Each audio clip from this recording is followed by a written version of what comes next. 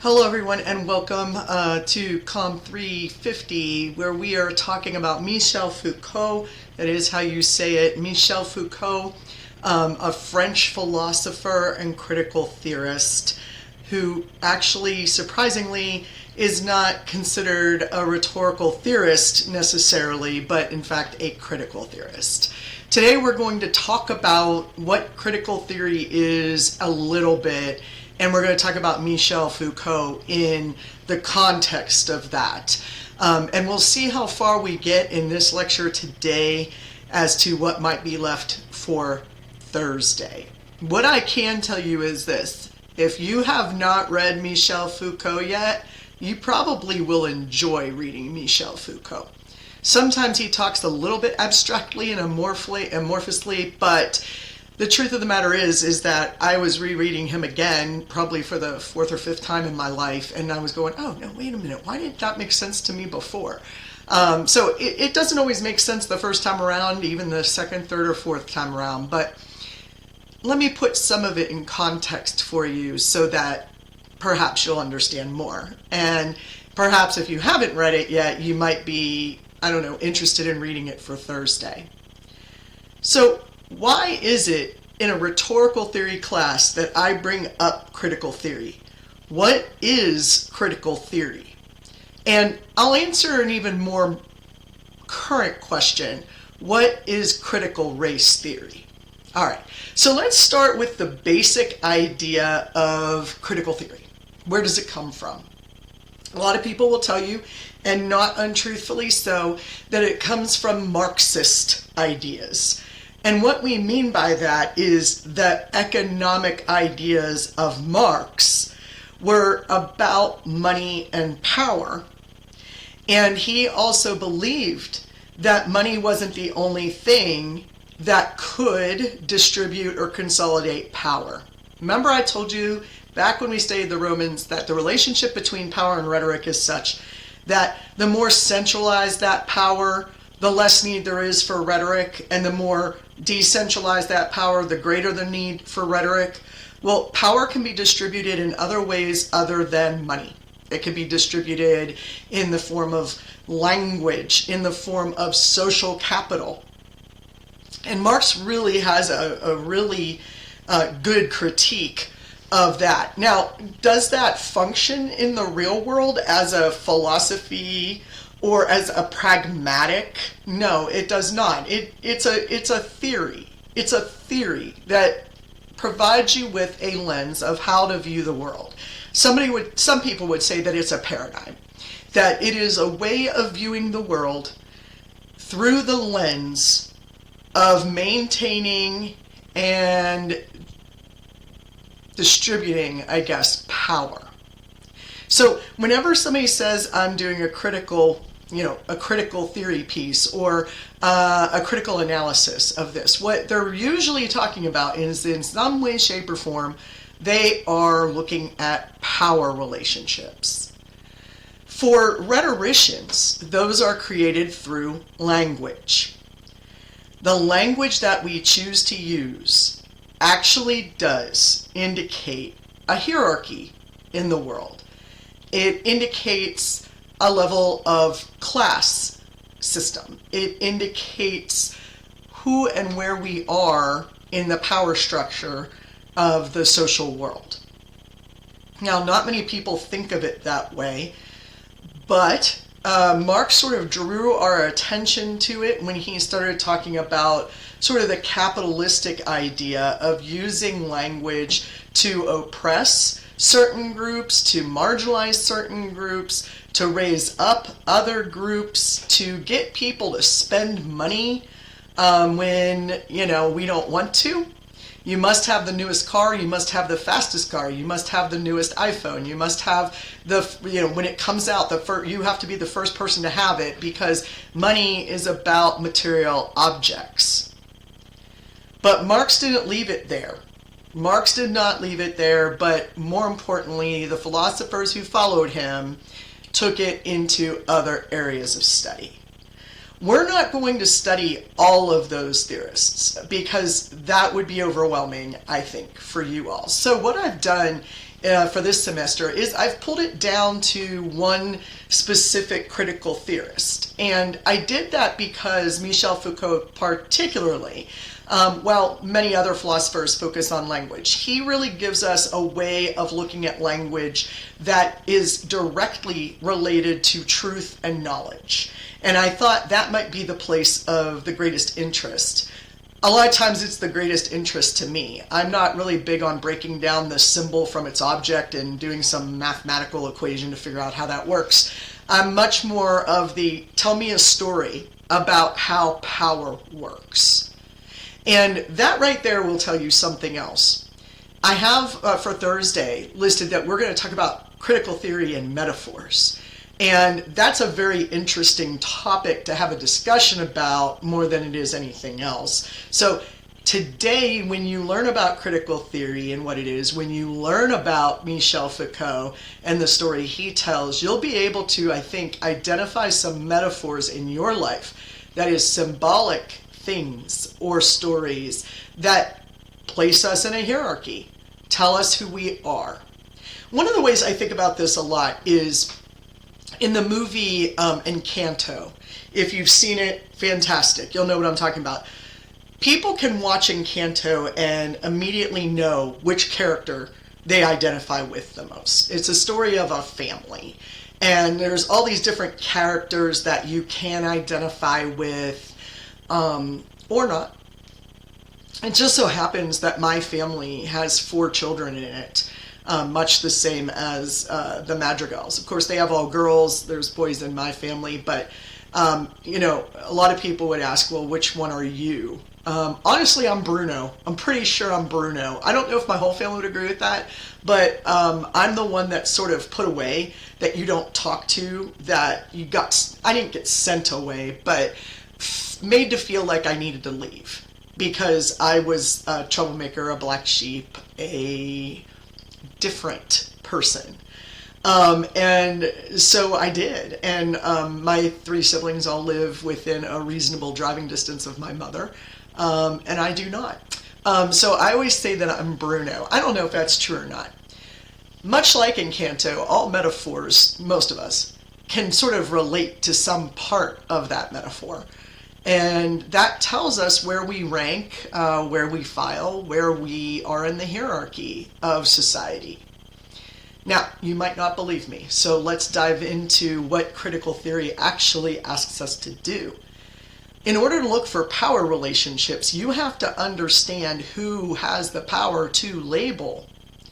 Now, if you are particularly attuned to the stories in the Bible, you will know that God gave humans the right to name things. He does not say man, but in the translations, we've seen the word man come about.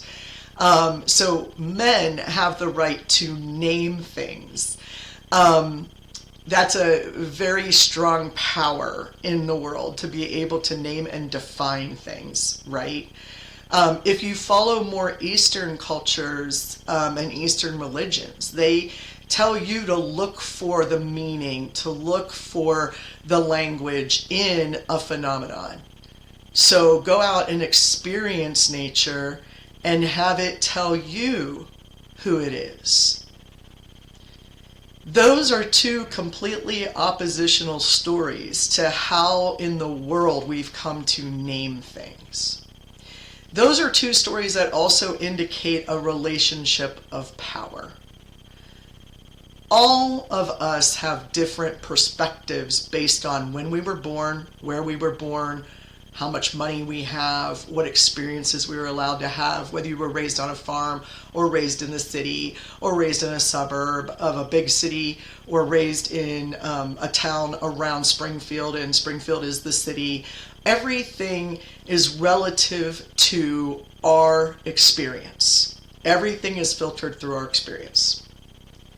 This includes how we feel as in terms of salience and power. Our efficacy to change things in the world or just in our lives is usually determined on how we view our position in the power structure. Now, if you don't believe me, consider the questions of simple questions. Why are you where you are?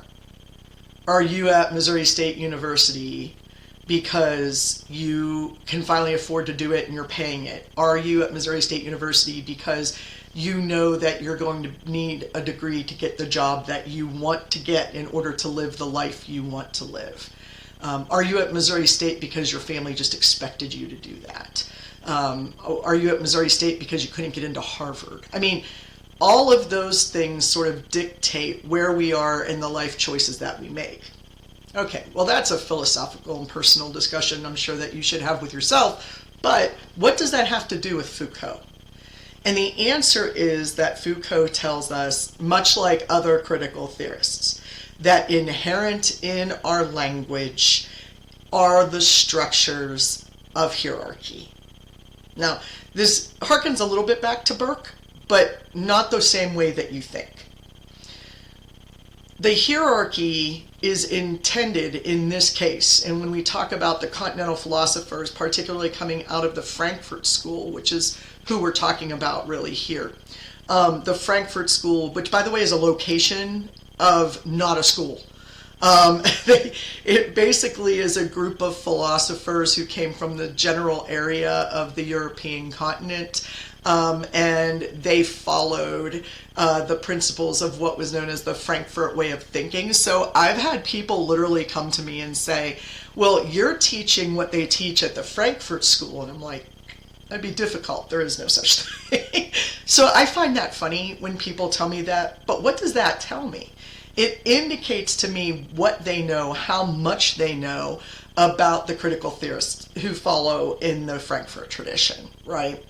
So already right there, I'm able to make a judgment, an assessment, not necessarily a judgment, that's a bad word, but as an assessment of how much knowledge they have about critical theory with something as simple as that conversation. And they like to throw words around like, that's Marxist. And I'm like, yeah, that doesn't mean that it's communist or socialist or anything else. To be Marxist means to look at something in terms of the power that is being created and maintained versus the power that is being used to oppress. The power of language that is used to oppress is something that is ever present. It is known as hegemony. Now, don't say, what is it people usually say? Homogeny, something like that. Well, see, I can't say it now. Hegemony is this idea that there's an invisible, all-encompassing power that we are all subjected to. And we allow ourselves to be subjected to it. Why? Because there are people who are watching what we're doing. This is why Facebook and Pinterest drive me up a wall, okay? When I was younger, we didn't have all of those things. And so I got away with a lot of things. Well, a lot of my friends did. Gen Xers are defined by ourselves getting away with things that we shouldn't have gotten away with. But what was the reason why we got away with them? Because there were no cameras, there were no phones, there was nobody with a gigantic Polaroid on their bike following us around. Our parents weren't watching us all the time. There weren't cameras everywhere. That type of surveillance was reserved for government buildings, and that was about it. So we weren't watched. However, we felt watched. By what? We felt watched by the general social order of things, that you did things in a certain way because it was expected that you would do it that way. Other people's parents were allowed to scold us anytime that they wanted to. That was a generally accepted practice back then. When we went into schools, there were rules and regulations that we had to follow, and if you didn't follow those rules, you were removed from school that day, and believe me, that got you in trouble. And so it was a little bit different in the way that we were watched. Nowadays, people are watched in a very literal way. Cameras always on us. Right now, I'm looking at one, right? the pictures we put up on Facebook, on Instagram, on Snapchat, those little stories, they all say what we want people to know about us.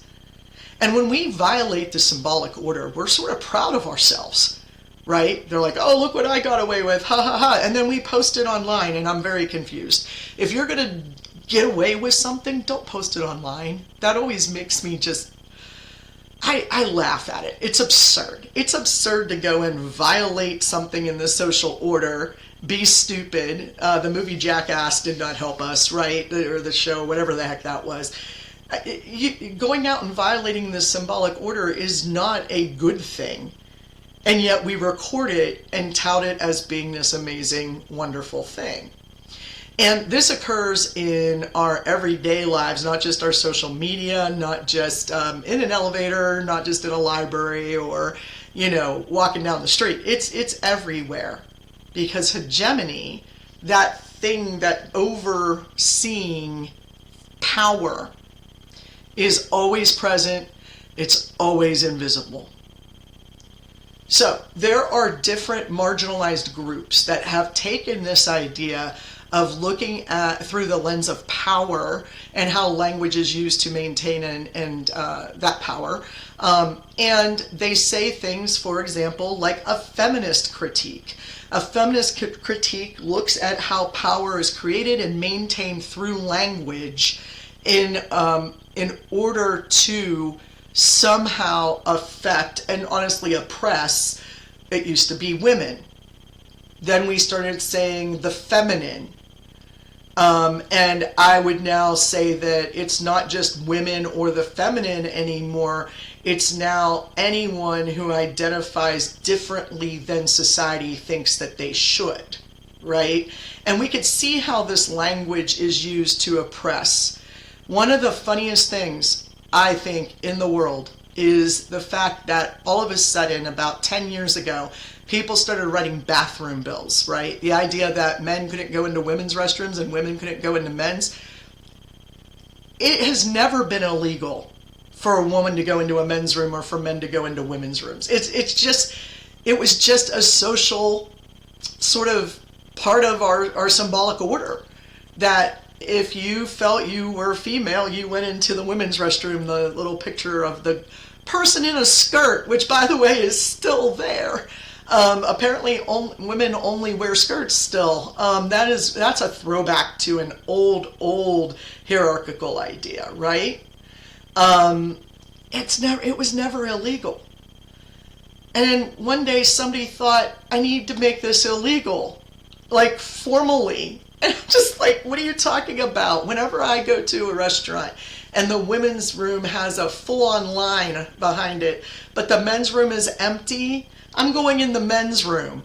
Now, that is assuming that I have a way to close and lock the door. It's a single bathroom, for example. Not because I'm worried about men coming in there so much as just I value my privacy, right? So it's not about, oh, we're going to, it's not some social convention that I've created that I wouldn't go into a men's room or that I only go in certain instances, right? That is still playing into the symbolic order that we have, that if a woman goes into a men's restroom to go to the bathroom, that somehow that's different than if they go into a women's restroom. And by the way, both restrooms have a toilet and a sink. They're exactly the same, and the door locks, and that's that. Like, it makes no sense to me at all whatsoever. Which is why when people brought up this idea of gender-neutral bathrooms, I was like, okay, that's fine by me. I don't care. Because I'm not looking at somebody else doing whatever it is they're doing. Who does watch other people do what they're doing? Well, it's men peeing into a trough, right? Women can't pee into a trough. We need doors. We need some level of protection to sit down, right? But men, they just go and whip it out and go to the bathroom, I guess, and pee right there into the same trough. Or the urinal that's right next to the other one. That's not who women are, but who's making the laws? Well, in the majority, it's men making the laws. So men are thinking If a woman goes into their bathroom, they're going to be able to watch them all pee together, or somehow it's going to harm the woman, because of course no man would ever be harmed by us seeing that sort of thing. It's ludicrous. It's not even a conversation that has to come up. Somebody has to invent that as a hierarchical statement, and so people did. And that's when it became a problem. Now, do I usually say, hey, let's call out and identify the hierarchical differences between men and women? Sure, I think that's a great idea when there is one. But when there isn't one and we're creating it, that really says something more about the fact that we require to have difference in our world. We require it. And so men's bathrooms and women's bathrooms, completely based on the requirement that there be differences between men and women. We can't just be human. We have to be men and women, right? And if you fall somewhere in between there, Lord help you, because you don't fit into the symbolic order. So if I were doing a feminist critique of the bathroom bill issue of the past decade, that's how I would go about it. I would want to do a feminist critical analysis of how that's played out and what that actually tells us about the world. So that's the feminist critique. You can turn that any way you like into a sexual critique. I have a friend who his dissertation was on the representation of gay, he called it homoeroticism in the 1940s and 50s, I believe it was. There was this era where there were these magazines that were clearly geared towards the homoerotic nature of gay sex. And he did his whole dissertation on it. Fascinating, using that same critical perspective. Marginalized groups, and this can go with gender fluidity, gender identity, race, color, sex, obviously, even age, and, by the way, socioeconomic status. In other words, poor or rich, right? Any of those can be used to look at a marginalized group that's been marginalized by power structures that are created through language. A hierarchy established through language. So there's all these different ways to do critical theory, which it always makes me laugh when people say I'm doing critical theory. That doesn't make sense. How do you do a theory? That doesn't work for me. It's kind of like on your papers. I wrote to you guys, some of you had written, this paper will do this. And I'm like, how does an inanimate object do something, right? Same thing here. How does a theory do something? Theories don't do things. Theories are sometimes given to us for perspective, or as ideas, things to be tested, if you want to look at it in a scientific way, right? So how do you do a theory? I have no idea, which is where we're going to go next. Critical theory is using the lens of how are power structures and hierarchy being created and maintained through this, in our case, language, period. That's what critical theory is. It's the assumption that language creates and maintains hierarchy, social order. The symbolic order is maintained by language, and that order has a hierarchy. And therefore, power is created and maintained through language. I'll try to say that again. Critical theory is looking at the world where language can create and maintain power. Critical theorists want to know how certain texts, artifacts, are maintaining and creating a certain power differential. Again, based on sex, gender, color, ethnicity, religion, socioeconomic status, etc., etc., etc. Any characteristic can lead to an understanding of the hierarchy and a violation of the hierarchy, and, to be quite honest, the hegemony of the hierarchy. That is what critical theorists attempt to uncover. Now, Foucault and others would tell you that the only thing that comes out of critical theory is the knowledge that you are being oppressed, marginalized. It's an understanding of how the system is working, how language is working. And that he doesn't necessarily, I mean, he says there's no way to get out from under this hierarchy, out from under the hegemony, to get back in to the margins, if you will.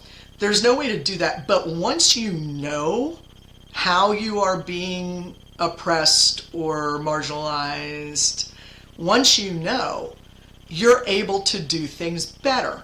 You're able to move within that better. And that's a good thing. So critical theory is about unearthing, uncovering, discovering these power relationships created by language. That's the job of critical theory. Now, how does that apply to current day debates? Well, you remember how I said that I don't like it when people say, I'm going to do critical theory. Well, one of my favorite questions when I'm running for school board is, are you going to do critical race theory? Are you going to allow critical race theory in the classroom? Wait, oh my God, no, I'm not doing critical race theory. Nobody is. That means nothing. Where does critical race theory come from? How is it different from critical theory? It's not any different than critical theory. See, back in the day, like we're going on like 50 years ago. When I was in college, it was like 30 years ago. So it still seems like a new concept to me. But there were a series of law reviews where people were talking about the law and how it was maintaining social order. And they started looking at the power differentials created by law and the language of the law. And I don't know, shocker of shockers, they developed this idea of critical legal studies. Critical legal studies looked at how the law was geared, specifically certain laws were geared to oppress a certain group. Again, color, age, race, gender, etc., etc. And critical legal studies ended up leading to things like critical race theory. Critical race theory says, let's look at the language, and in this particular case, the history that we are teaching our children, to see if it marginalizes or oppresses certain races over others. I don't think it's shocking to find out that yes, it does. Now, what do you do about that? Do you just say, oh, well, you know, white people wrote the history books back then, so it is what it is? No, that's not an acceptable answer. You can do something in this case. We can, as a society, do something in this case, which is to tell the stories of Black and brown people, to tell the stories of the Native people, to tell the stories of how, quite frankly, we Middle European whites came over here and took over and said, this is our world now. And we defined, I'm saying we, even though I'm not male, I mean, just because I'm white, I probably would have been better off. I mean, I'm talking about in the 1800s, right? Where we were defining what was okay and not okay. Now, how does that play out in the textbooks of, I don't know, let's say your average 10th grader? Well, all of those textbooks tell history in a very specific way. And I'm not saying that it's wrong. Let's be clear. I'm not saying that they're giving them misinformation. What I'm saying is that it's possible, just possible, I mean, I haven't studied a textbook in a long time, but it's possible that we're leaving out certain truths about American history that might be important. And the people writing these books and publishing these books don't think those things are important. Well, other people might. And that's how we get critical race theory. Critical race theory would look at those books from a perspective of, are we doing injustice? Are we marginalizing? Are we oppressing some and suppressing information or stories or part of the narrative of America based on race, color, gender, ethnicity, etc.? And the answer has been, a lot of times, and not shockingly, yes. Yes, we have. And so what has been done at universities from the I could probably go back to the 1950s really and find some of this on, is to start including people of all colors in our examples. I remember when I was taking rhetoric in my college years, there were no black women or gay men or gay women or black men or black gay men. You might find someone named Black, but that would be about as close as you would get. We didn't study speeches from great black men except for Martin Luther King Jr. We're like, oh, look, Martin Luther King Jr. That proves that we're not racist. But it turns out that there's so many other people to study, people to learn from, who are black and brown in all colors and native and from different parts of the world, right? Helene Sixu, who was a woman. How dare she? You've got Sojourner Truth, who gave an incredible speech called Ain't I a Woman? And a lot of people have never heard of it before. Now, we only have the written word, but we only have the written word of the Gettysburg Address, too. That doesn't change anything, right? We still study it. So we start bringing that in. We start bringing in the works of women who were indigent. And one of the people that helped us really come to terms with this is a woman named Bell Hooks. And she's still alive, I believe. She was the last time I checked, teaching somewhere in the Appalachian Mountains. She's been offered positions at Harvard, at Yale, and she has wanted to stay in the Appalachians. And the reason is because that's where she was born and raised. And she writes about being marginalized as a black woman in, oh my gosh, academia even.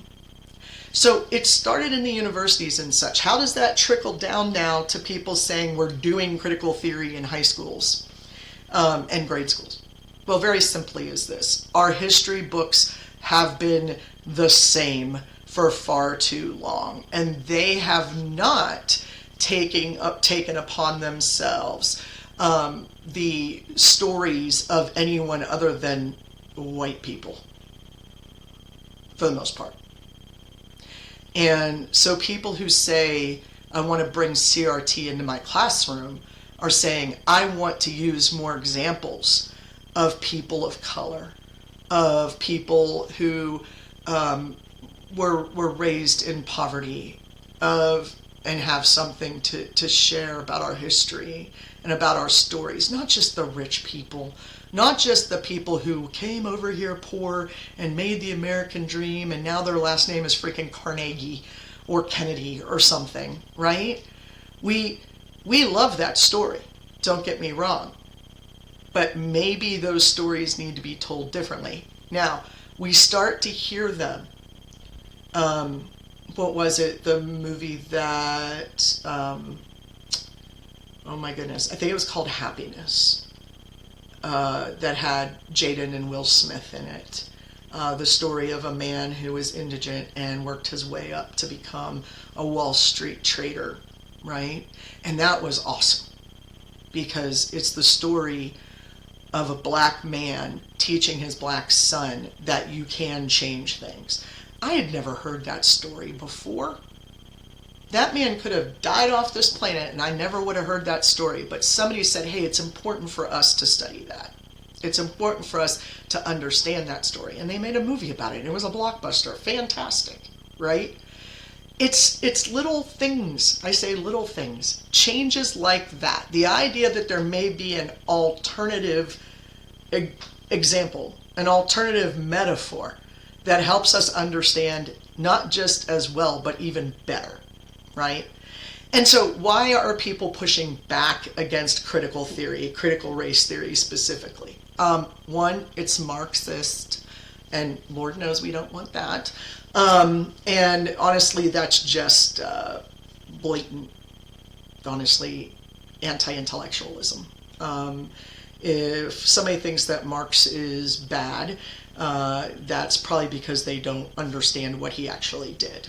I'm not going to praise him as a political leader, but that doesn't make everything that he wrote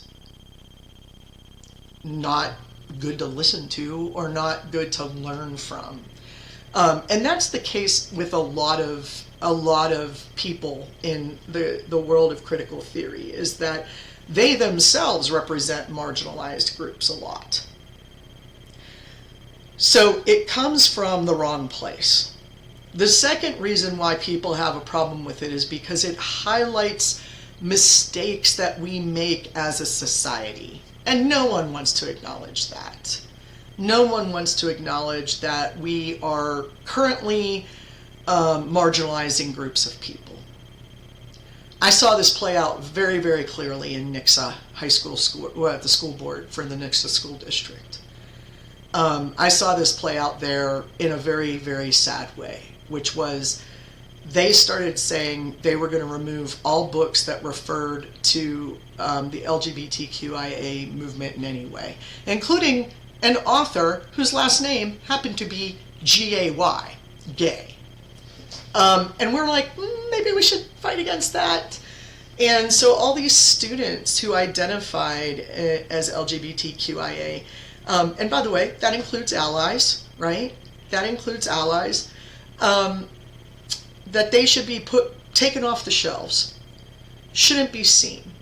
If they were in the library, they should be put in the back of the building and asked for specifically by name and have parental permission to read it.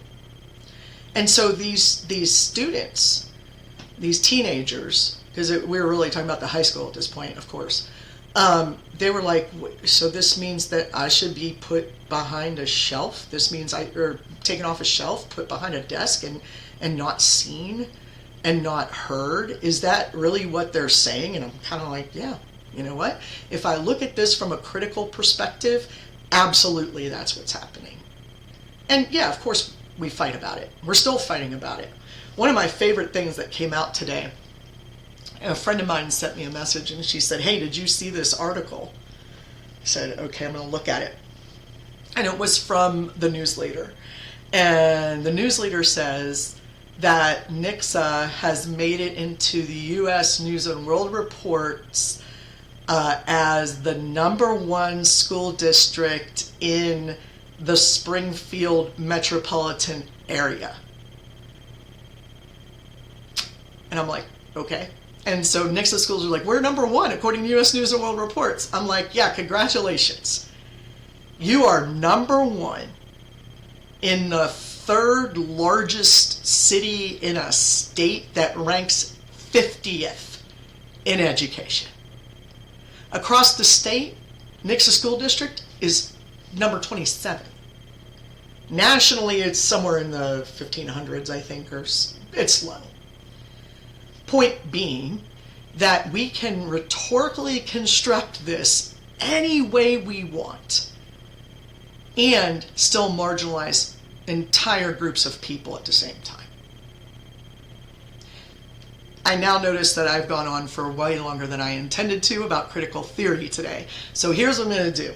If you've read Michel Foucault, then hopefully this helps you understand him a little bit better. If you have not read Michel Foucault, hopefully this will give you that opportunity to read him by Thursday and understand what it is he's aiming at.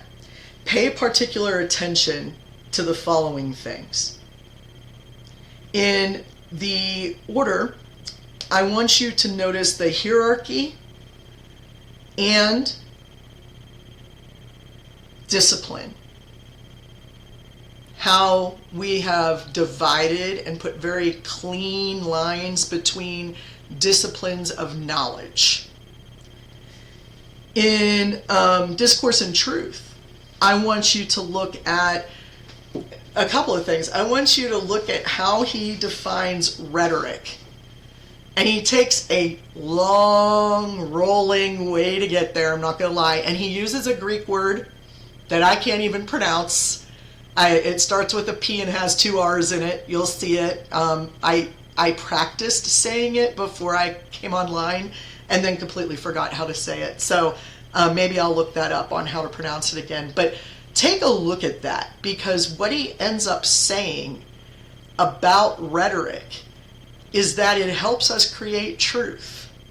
And I don't know if that sounds familiar to you, but that might sound a little bit like what Aristotle was saying. So we seem to have come full circle somehow, and I think I warned you that we would. So take a look at that, and then I can't see a thing. What is today's date? The 23rd. So on the 25th, we'll talk specifically about Foucault and his works. So take a gander at it if you haven't yet. And then, of course, I will be in the classroom on Thursday. So I will see you there. Thank you all for being so patient and letting me deliver this lecture on video. I know my online students, you all are like, what are you talking about? You're always online. But for those of you who have me in the classroom, thank you very much for your patience and forgiveness today. I will talk to you all again on Thursday.